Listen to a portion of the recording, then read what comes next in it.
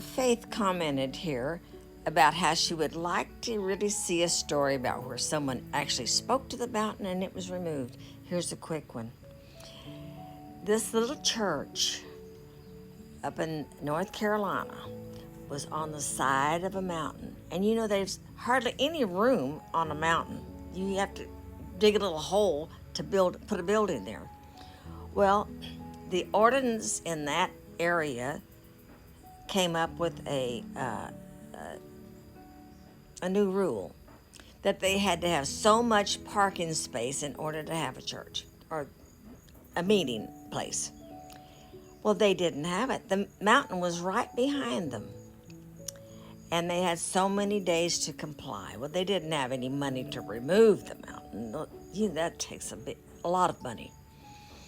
So this little church got together one night.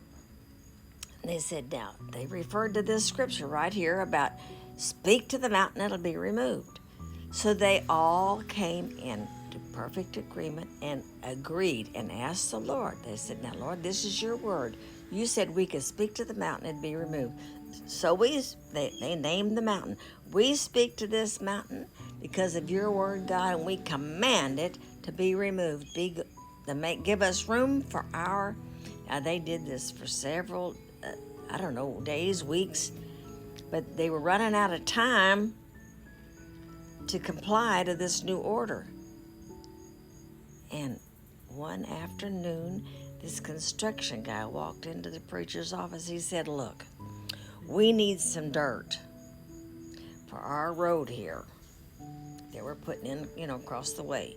He said, could we possibly buy some of this dirt behind your church? He said, sure you can.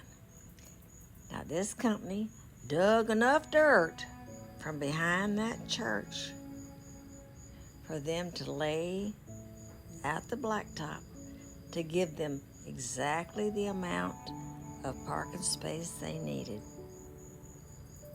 So there's your example. Now listen, that doesn't just apply to him or them. It doesn't really have to be a mountain. In this case it was. But it could be any problem you have. That's what I did with my foot. That's how my foot got healed. I've done that to a patch. Now, I took it before, and I plan an after. There's a patch in my yard that would not grow grass, a big patch.